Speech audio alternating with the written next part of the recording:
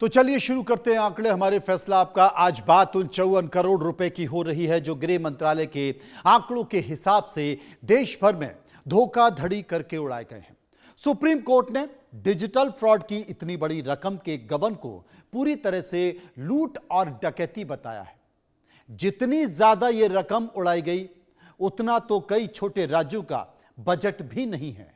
इस मामले पर बैंकों को फटकार लगाते हुए सुप्रीम कोर्ट ने कहा है कि बैंक ग्राहकों का ख्याल रखने के लिए हैं, पर बैंक या उसके कर्मचारियों की मिलीभगत या फिर लापरवाही से लोगों की गाड़ी कमाई को लूटा जा रहा है, वो भी बैंकों की नाक के नीचे से।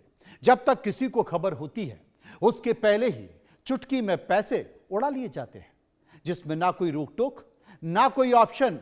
साफ होता है कि सिर्फ बैंक अकाउंट पीछे रह जाते हैं। निराशा, हताशा और बहुत सारी परेशानियां, यह हकीकत है। लेकिन सबसे बड़ा सवाल है जिसका जिक्र सुप्रीम कोर्ट में हुआ कि 54,000 करोड़ रुपए आखिर आपके कहां गए। पैसा उड़ता रहा पर बैंक चुप बैठे रहे। बैंक ने कोई ऐसा कदम क्यों नहीं उठाया? डिजिटल ठगी का मास्टरमाइंड कौन है पता ही नहीं चल पाता है।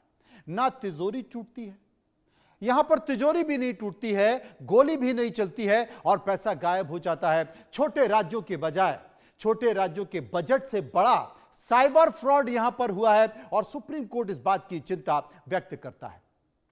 तो सबसे पहले 54 करोड़ रुपए पर बात कर लेते हैं कि आखिर ये जो 54 करोड़ रुपए हैं वो हैं क्या, ये भी जान लेते हैं। क्योंकि 54 करोड़ रुपए की आखिर डकैती क्या है, क्या इसका मतलब होता है, सुप्रीम कोर्ट ने इस पर चिंता क्यों व्यक्त की है, सुप्रीम कोर्ट ने डिजिटल अरेस्ट के मामले को लेकर एक सख्त टिप्पणी क्यों की है, देश भर में 54,000 करोड़ की धोखाधड़ी को सुप्रीम कोर्ट ने जनता के पैसों की लूट बताया है। इसके साथ ही केंद्र सरकार को एक एसओपी भी जारी करने के आदेश दिए गए, क्योंकि जनाब 54,000 करोड़ रुपए की डकैती हुई है। गृह मंत्रालय ने सुप्रीम कोर्ट के सामने डिजिटल फ्रॉड का डेटा रखा है। अप्रैल 2021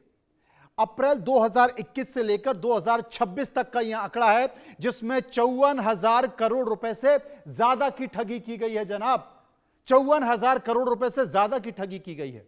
और सबसे बड़ी बात है कि डिजिटल अरेस्ट, साइबर फ्रॉड और फर्जी कॉल से यह ठगी की गई है। यह साधारण फ्रॉड नहीं है, जनता के पैसों की डकैती है। सबसे बड़ी बात है कि सुप्रीम कोर्ट ने बैंकों की लापरवाही पर भी बड़ा सवाल उठाया है, क्योंकि बैंक इसके बारे में क्यों नहीं सोच रहे हैं। 2022 से 2024 तक डिजिटल फ्रॉड के मामले डबल हुए हैं, दुगने हुए हैं। कोर्ट ने क्या कहा सुनिए, आपको बता देता हूं, क्योंकि सुप्रीम कोर्ट ने कहा है, यह भी जान लीजिए, डिजिटल अरेस्ट से जुड़े की मामले की सुनवाई करते हुए सुप्रीम कोर्ट ने बैंकों से कहा है कि 54,000 करोड़ रुपए जो बजट है, जो रकम है, वो कई राज्यों के बजट के बराबर है। कोर्ट ने कहा है कि बैंकों की मिलीभगत या फिर उनकी लापरवाही है, उनकी जो लापरवाही है, इसके चलते ये धोखाधड़ी है और ये धोखाधड़ी लगातार बढ़ती जा रही है। ये मामूली धोखाधड़ी नहीं है, जनता के पैसे की डकैती है। 54,000 करोड़ रुपए की रकम कई राज्यों के बजट से ज्यादा है। डिजिटल फ्रॉड के बैंकों की मिलीभगत के बिना यह संभव नहीं है। बैंक ये ना भूलें, सुप्रीम कोर्ट ये कहता है कि बैंक ये ना भूलें कि वे जनता के पैसों के संरक्षक हैं। यह सुप्रीम कोर्ट ने कहा है। संदिग्ध लेनदेन पर बैंक तुरंत अलर्ट करें। केंद्र सरकार, आरबीआई, बैंक मिलकर इस पर एसओपी जारी करें। बहुत सारी ऐसे सॉफ्टवेयर हैं, बहुत सारी ऐसी चीजें हैं, लेकिन बैंक सुनना नहीं चाहते। सरकार उस पर ध्यान नहीं देना चाहती है, क्योंकि सरकार सोई हुई है, बैंक सोए हुए हैं, आरबीआई सोया हुआ है। डिजिटल फ्रॉड का खतरा साल दर साल बढ़ता जा रहा है।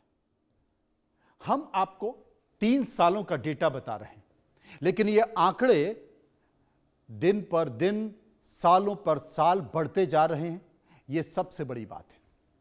और सबसे बड़ी बात जो है, इसको भी समझने की जरूरत है, क्योंकि 2022 में जो आंकड़ा है वो कितना था, गौर कर लीजिए, 10 करोड़ 29 लाख से ज्यादा का फ्रॉड हुआ था। 10 करोड़ 29 लाख के ज्यादा का। 2024 में यह आंकड़ा कितना पहुंचा? 2024 में यह आंकड़ा पहुंचा 22 करोड़ 68 लाख रुपए का। अब 2025 में यह आंकड़ा कितना पहुंचा? आप सुनकर चौंक जाएंगे। 2025 में यह आंकड़ा पहुंच गया 19,813 करोड़ रुपए का नुकसान हुआ है। 19,813 करोड़ रुपए। और 2024 में ही 22,849 करोड़ रुपए का नुकसान हुआ है। यानी कि ये जो मामले हैं, उन मामलों में 21 लाख से ज्यादा शिकायतें दर्ज की गई कि भाई हमारा पैसा साइबर जो फ्रॉडिये हैं उन लोगों ने लूट लिया। लेकिन करे तो कोई क्या करे, पैसा तो उड़ गया। अब अगर बात तमाम सारे बातों की करें, सुप्रीम कोर्ट की चर्चा की करें, वहां पर सरकार ने अपनी बात की, तो किसी भी फ्रॉड का शिकार आप हो सकते हैं। सबसे पहले आपको सरकारी हेल्पलाइन नंबर की मदद लेनी चाहिए। लेकिन जब तक आप मदद लेने जाते हैं, आप ऑनलाइन शिकायत करते हैं, खेल हो चुका होता है, आपका पैसा फुर्र से उड़ चुका होता है। आप कहां से मदद लें? सरकार ये कहती है कि हमने व्यवस्था की है, कहां से मदद लें? सरकार ने क्या किया है? 1930 ये हेल्पलाइन नंबर है, सरकार इसे चला रही है। इस पर साइबर फ्रॉड से आपको मदद मिल सकती है। अब तक 7,130 करोड़ रुपए इस नंबर के जरिए बचाए गए हैं। संदिग्ध गतिविधियों की सूचना अगर आप इस नंबर पर तुरंत देते हैं तो। लेकिन 54,000 करोड़ तो चले गए ना, उसके बावजूद भी कुछ पैसे आपने बचा लिए, क्योंकि बहुत सारे लोग डिजिटल क्रांति के बारे में जानते हैं। अगर उनके साथ ऐसा हुआ है, वो तत्काल इस तरह के मामलों में अलर्ट बैंक को सूचना देते हैं, इस नंबर पर फोन करते हैं। लेकिन ज्यादातर लोगों को समझ में ही नहीं आता है। अब आपको इन घटनाओं के बारे में बता देते हैं जिनकी साइबर फ्रॉड के चक्कर